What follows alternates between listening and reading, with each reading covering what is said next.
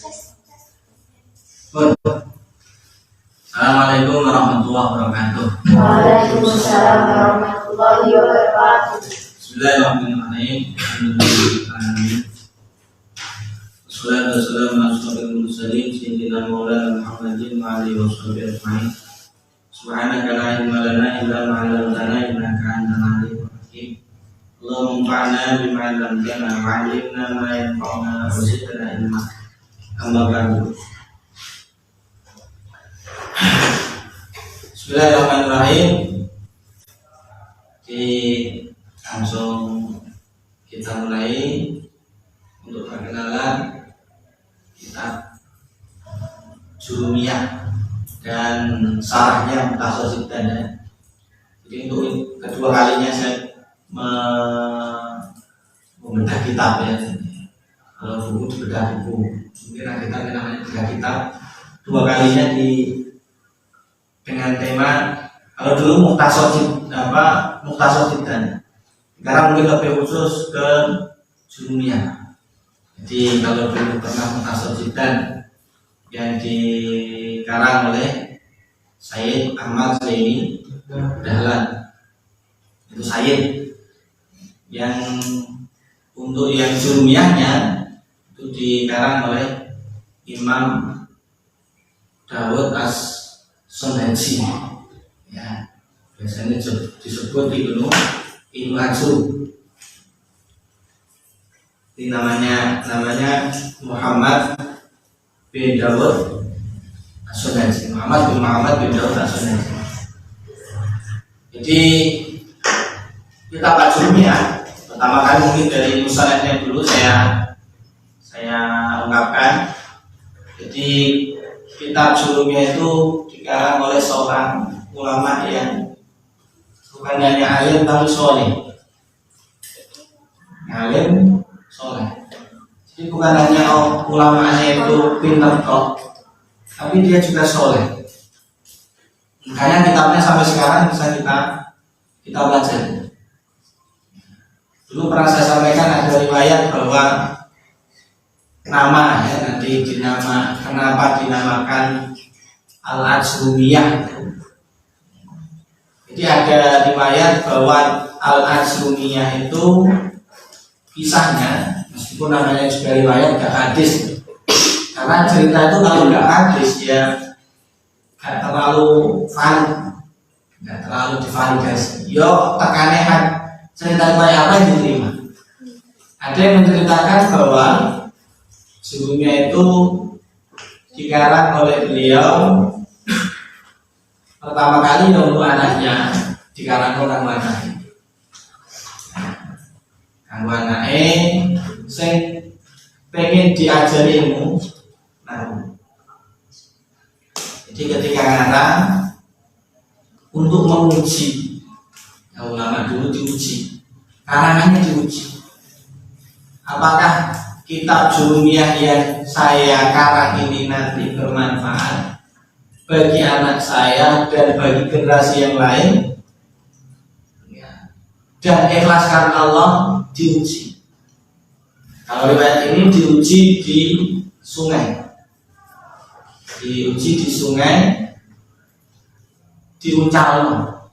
Tawasulnya Ustaz, ya Allah, kalau memang kitab yang saya sekarang ini itu bermanfaat bagi anak saya dan seterusnya bagi generasi selanjutnya, dan memang ikhlas karena Engkau ya Allah, maka tetapkanlah kitab ini tintanya.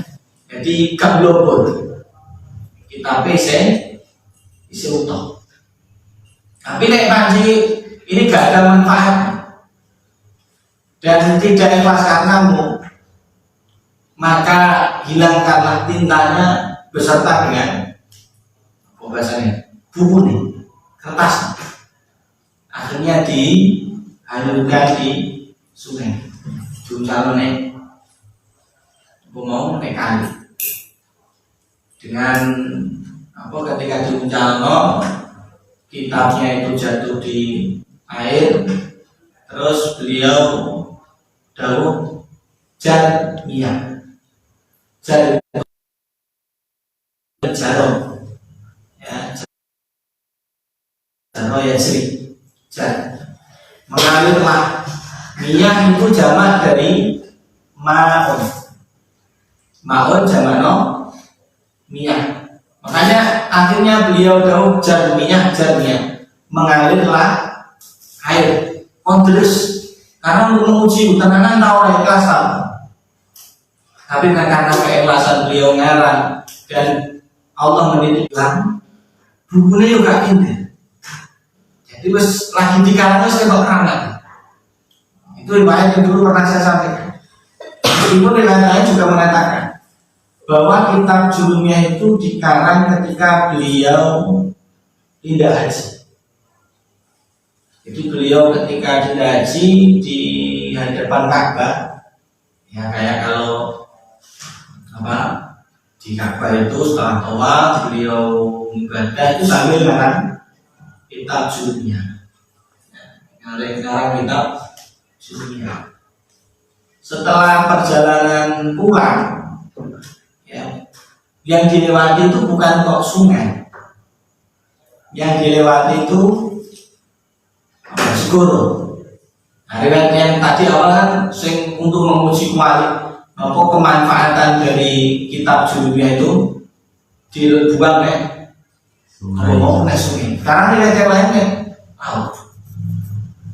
Itu riwayat disampaikan di salah satu syarah Kafrawi, ya. Kafrawi itu yang nge'obi. Jadi Julumiyah itu ada nge'obi, namanya kitab Kafrawi. Ada yang nyari itu banyak. Tapi Kafrawi itu menyarai alabu opo, tapi opo. Nah, itu di Eropa di kitab yang namanya Syarah Al-Kafrawi. Nah, itu ada kisah seperti itu. Jadi kitab itu dikarang di Mekah ketika beliau haji dan diuji dilempar di laut.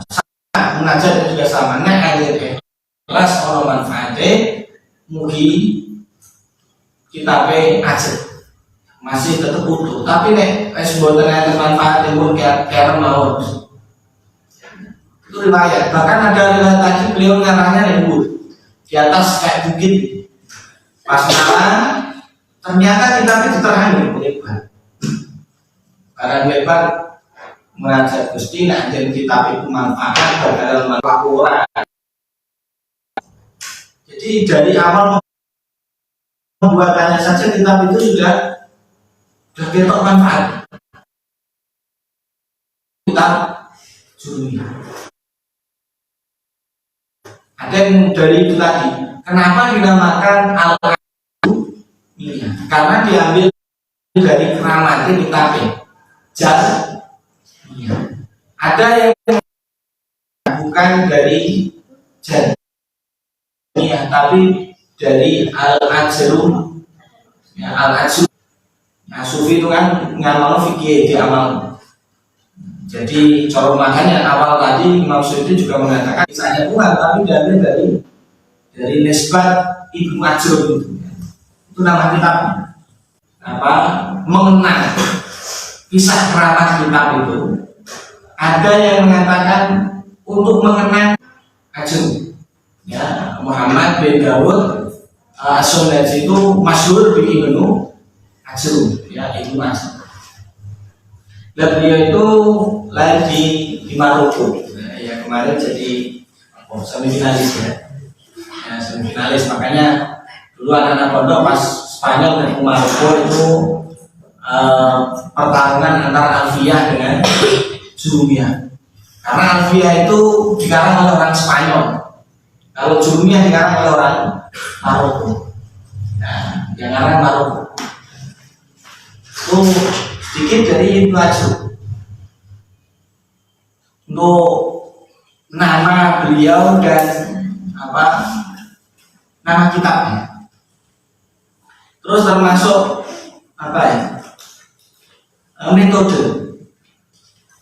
metode beliau, metode yang dipakai oleh Ibnu Ajrum. Nah, nanti saya sedikit untuk yang tasawuf ya. Kalau Ibnu Ajurrum itu lebih ke apa ya?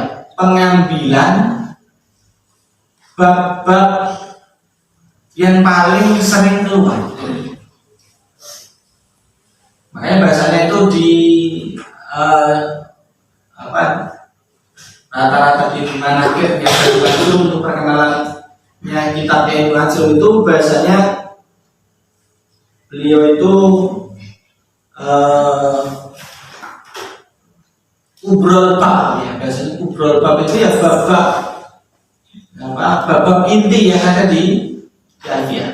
Apa di Alfiyah di kayak bab fa'il, maf'ul ya. Itu yang memang sering berputar.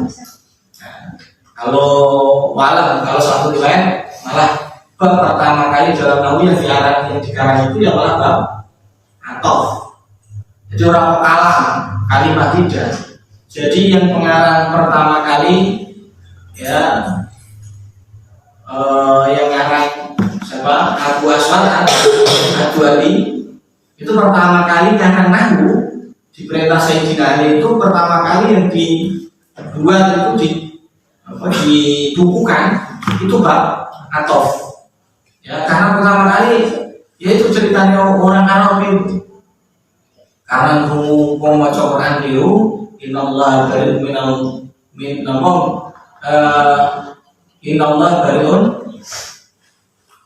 minal musyrikin wa rasuli. Oh Gusti Allah gak peduli, gak urus kalau mau musyrik kalau utusannya loh. Gusti Allah gak urus itu, wis agak melu. Nah, Sayyidina Umar mirang itu, maka Sayyidina Ali akhirnya diperintahkan oleh khulafa Rasulullah waktu itu Abu Aswad mengarang namanya kitab nahu pertama kali di bab astaf karena kesalahannya di bab waktu itu.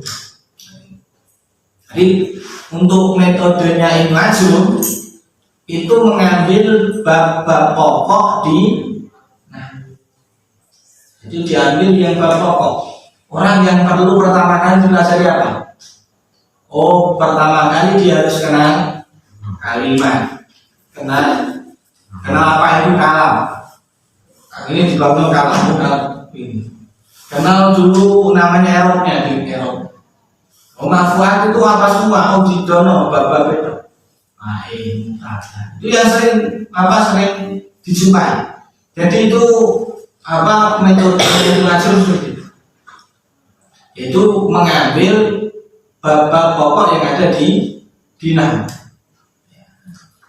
Itu termasuk salah satu metode beliau ya.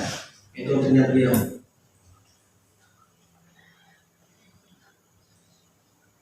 Kalau sistemnya, bukan sistemnya, madad di nahu itu kan ada dua biasanya hubu ya, hubu Basrah sama hubu Kufah. Kalau Dawi Imam Suyuti melihat dari sistem penulisannya Jurumiyah, madhab yang dipakai oleh Ibnu Ajurrum adalah madhab Kufah. Karena rata-rata orang Kufah itu menyebutkan i'rab jar itu menggunakan i'rab khafd. Wa amal khafdu. Jurumiyah kan itu ya. Wa amal khafdu. Kalau khafd ada berapa alamatnya? Ada 3 alamat. Itu alamatnya tentu. Jadi bahasa beliau khafd ya. Wa amal kasru. Fayakum alamatan lil khafdi. Jadi bahasanya pakai khafd. Itu ciri khas orang Kufah. Walau karena mungkin ya beliau itu kan termasuknya ngambil nahu kan dari Imam Abu Hayyan. Imam Hayyan itu juga memang tokoh termasuk yang madhabnya madhab Kufi. Ya. Jadi ya wajar lah kalau beliau pakai madhabnya Kufah. Nah perbedaannya kenapa ada madhab Kufah, ada madhab Basrah? Kufah itu lebih ke kiasnya, kias akalnya. Oh masih lebih main akal, masuk akal. Ya jadi kalau Kufah itu lebih ke masuk akal. Makanya rata-rata Kufah itu didominasi orang Mu'tazilah. yang rata-rata wong Mu'tazilah. Kan orang Mu'tazilah itu kan yang mengedepankan akal daripada dalil. Dalil sedikit lah. Ciri khas Mu'tazilah itu untuk dalil mesti dikira. Boleh celah ya, boleh sebenarnya orang Mu'tazilah. Tapi kalau orang-orang kufar, orang Sunnah, orang dalil ya mesti begitu. Ya, gue kok dijauhi Pak Jamal, ojo ini, saya gak oleh itu. Berarti nggak ini oleh jurniahnya. Jadi itu tadi. Jadi yang ngarang kitab jurniah namanya Imam Abu Abdullah bin Dawud as-Sunnisi. Imam Umar itu mana? Karena Imam Dawud as-Sunnisi itu lebih terkenal dengan nama Ibnu Ajurri. Akhirnya kitabnya dinamakan dan yang di madhabnya, jadi penulisannya mengambil pokok-pokok dan sistemnya mengambil pola yang ada. Contohnya itu tadi ya bahasanya Hofer atau ya, tapi ilmunya Hasan. Jadi Sayyid Ahmad Hasan itu apalagi sekarang sampai memanfaatkan pemimpin ini.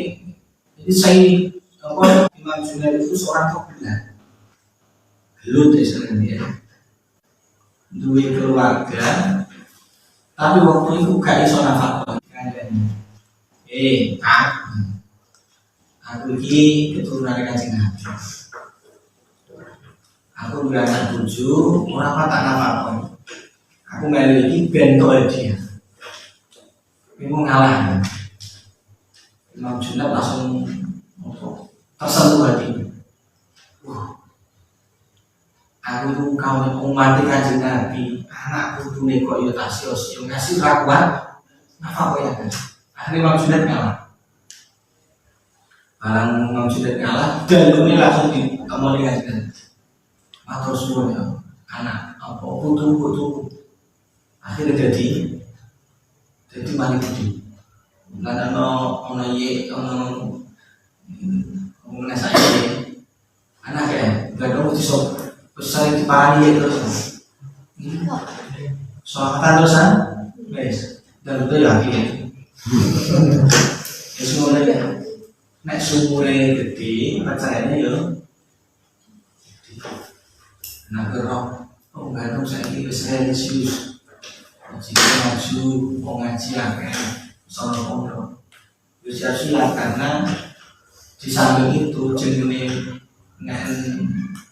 sumur itu gede, maksudnya akeh wong sing atus lho, mungkin kira banyu sing baru atus akeh anak karena bahasa Jawa nek sumur gede engko pecarane yo pecarane sing ada berdamping guys siap-siap. Nah ini termasuk sekarang keistimewaan pertama kitab Mukhtasar Jidan itu yang anak saya. Nah Syekh Ahmad Zainul Dahlan itu sudah jadi apa ya? Jadi tokoh ulama waktu itu. Saya Ahmad ini muridnya tersebar di mana-mana. Keistimewaan kedua di kitab ini bukan dari sisi pengarangnya. Kitab ini itu banyak dicontoh. Nah itu termasuk yang mungkin di contoh Pak Jamal itu kan banyak contoh. Even latihan banyak contoh itu termasuk ciri khas di jurniah. Jurniah itu banyak contohnya. Jadi untuk memperbanyak, karena beliau tahu ini kita Muqtadi itu butuh banyak contoh, bukan hanya teori. Nek teori itu kalau contoh nih gak masuk, akhirnya diperbanyak. Jadi Muqtadi, Mukhtasar jurniah yang diambil dari bab-babnya itu menurut beliau mungkin ya perlu diperbanyak. Contoh akhirnya diperbanyak lagi kita Mukhtasar. Nah, udah kayaknya biar nggak lama lagi. Mungkin bisa disimpulkan bahwa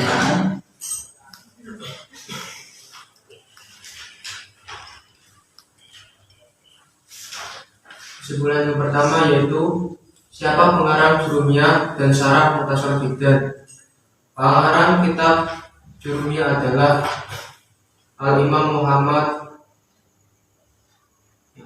bin Dawud As-Sanhaji, dan pengarang kitab Mukhtasar Jiddan adalah Sayyid Ahmad Zaini Dahlan. Dahlan itu marga ya, SK itu. Tapi juga di Hasani itu Dahlan. Ya SK untuk apalagi Al-Sufri, Al-Aidin itu juga marga. Terus Yang kedua, para rahasia suksesnya sehingga kitab Jurumiyah dan Syarah Mukhtasar Jiddan bermanfaat berkah ke seluruh dunia.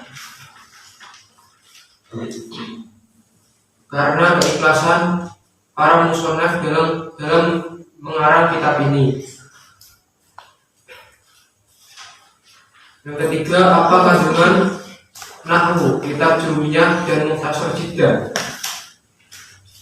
Kandungan dari kitab ini adalah bab-bab pokok yang ada dalam ilmu nahwu.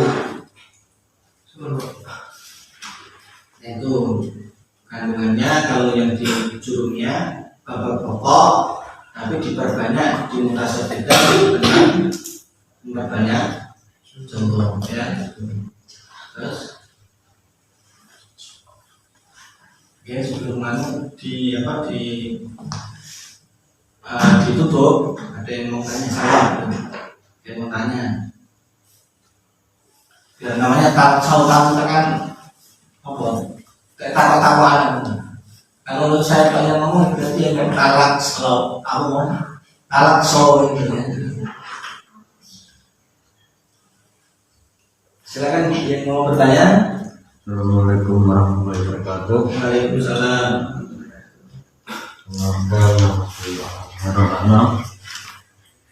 Pak Bayu, saya mau bertanya bagaimana cara mengatasi kesulitan dalam ilmu. Terima kasih. Assalamualaikum warahmatullahi wabarakatuh. Waalaikumsalam. Ini yang cewek.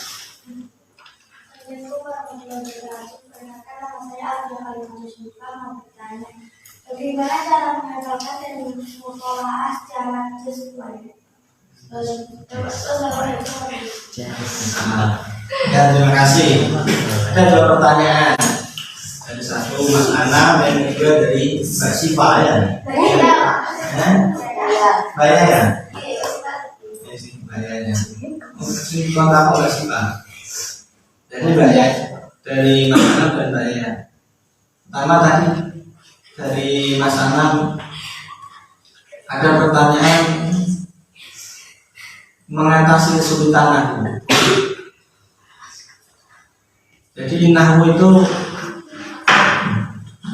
ya pertama kali belajar itu tetap sulitin nadanya. Jadi belajar apapun kalau pertama kali pasti mengalami kesulitan. Kalau pengalaman saya, jadi dari pengalaman saya belajar nahwu itu paling cepat itu dipraktek. Maka belum pernah sampai nahwu langsung dipraktekkan. Kalau di pondok itu kan bahasanya pakainya di kafrom. Kafrom itu ya ekrom itu. Sampai langsung dipraktek loh. Sing jenenge apa fa'il itu gimana? Sampai langsung dikasih ja'a itu. Oh fa'il. Caranya gimana? Zaitun itu fa'il. Zaitun marfu'un oh diwaca fa. Berarti enggak fa'il diwaca. Oh berarti gitu. Jadi untuk mengatasi kesulitan itu, jadi yang pertama kali sampai harus lakukan itu harus mempraktekkan. Ya, jadi bukan hanya memperbanyak teori itu penting. Pertama kali itu teori, yang kedua adalah praktek. Ya, kalau bahasa di pesantren ya kudunya disorotkan. Ya, sorotkan untuk disemak.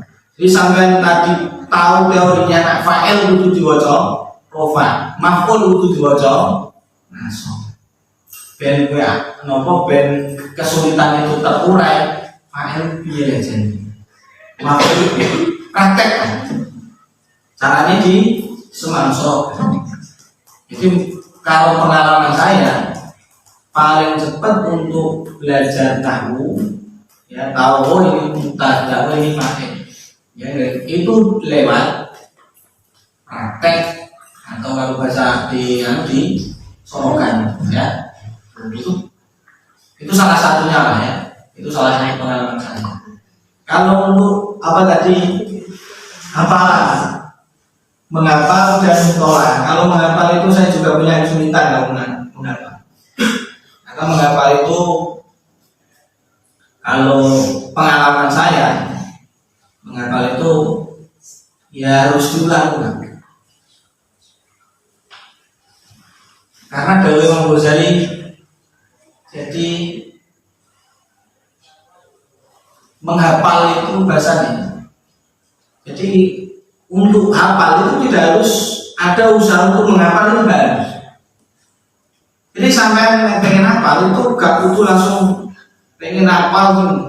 Cukup sampai mengulang kalimat itu sampai ulang terus, meskipun sambil baca, nanti pasti akan hafal.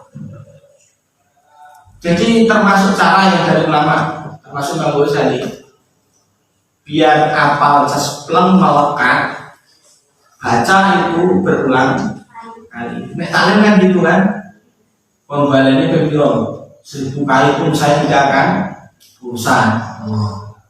Kan gitu nek talim. Makanya cara yang sespleng ben, tapi itu biasanya tuh kalah kalau males.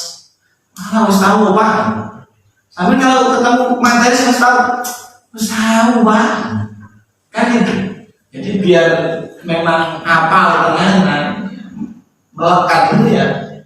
Kalau pengalaman saya mengalami sendiri yang ada di teorinya di apa no? Dibaca terus. Meskipun sampai nanti enggak niatan hafal, tapi karena sering dibaca sampai hafal. Banyak lah di pondok itu anak-anak yang masih kecil tidak disuruh ngapalin, tapi disuruh setiap pagi baca hasil pagi. Kalau yang belum muncul, tapi di pertengahan tahun di semester awal itu anak bukunya ditutup. Ayo fala yang perlu fala bisa hasil. Ya namanya satu mungkin karena nggak niat dia pamno. Urutannya gak urut. Kayak sofala itu langsung nasor gak bisa. Tapi sampai kasih lafaz bisa dia. Karena apa? Karena sudah dibaca berulang-ulang, sudah setengah tahun. Ya. Maksudnya yang ada di pondok itu, kalau dulu di pondok saya Aqidatul Awam, Aqidatul Awam itu dibaca setiap minggu dan nunggu imam sholat maghrib. Jadi setelah maghrib sudah diwaca atau bis itu. Atau Bismillahirrahmanirrahim. Itu dibaca terus. Jadi meskipun gak niat nyata, akhirnya dilapang. Nah kayak lagu-lagu yang biasanya sampai ngetren. Sampai pernah menghafalkan salah satu lagu yang memang sampai sekarang itu hafal. Sampai pernah ngapalin lagi? Pernah. Memang jarak hafal pernah? Jarak itu berapa lagi? Sehingga jarak hafal karena sering rungu itu berapa? Banyak. Jadi itu salah satunya ya. Jadi diulang-ulang terus, entah itu mendengarnya lebih membaca ya, lebih membaca. Ya meskipun termasuknya ya modal, entah itu mau ngapalin, mau bisa, itu syaratnya harus ada minat.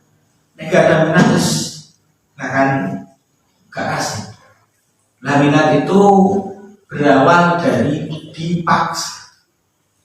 Gak bisa menteni aku nganu apa, burung pengen sinau. Harus dipaksa. Jadi paksaan itu pertama kali dipaksa, nanti setelah dipaksa baru ada minat. Makanya sampai itu kadang dipaksa, kadang dia mau barang.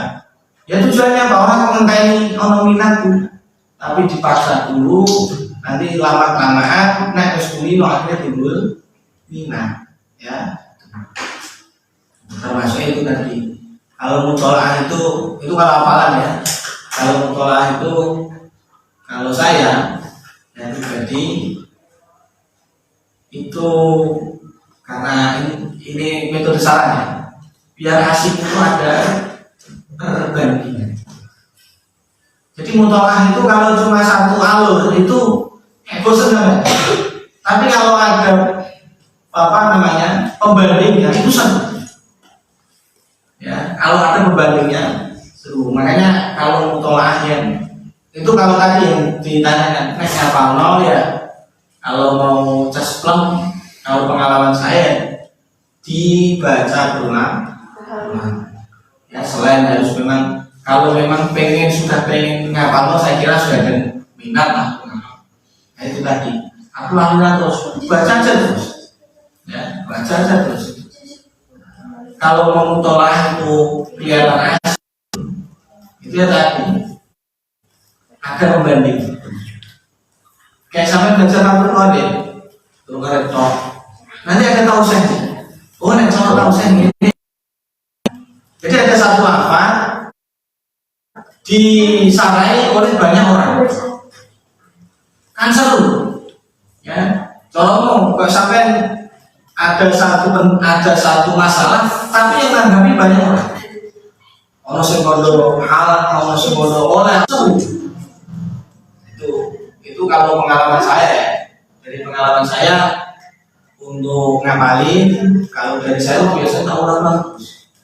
Saya sampaikan malam ya. Saya kembalikan lagi ke Mas Aan, nanti bisa disimpulkan dan selanjutnya ditutup. Wassalamualaikum warahmatullahi wabarakatuh. Alhamdulillah, workshop kita sudah selesai. Ada beberapa kesimpulan yang penting yang perlu saya sampaikan. Kesimpulan yang pertama, nahu bisa mudah dengan praktek. Untuk menghilangkan kesulitan, maka harus lewat praktek. Dan mutolaah agar asik harus ada pembandingan. Dan bagaimana cara menghafal dengan cepat, harus diulang-ulang. Untuk menghafal juga harus ada niat menghafal.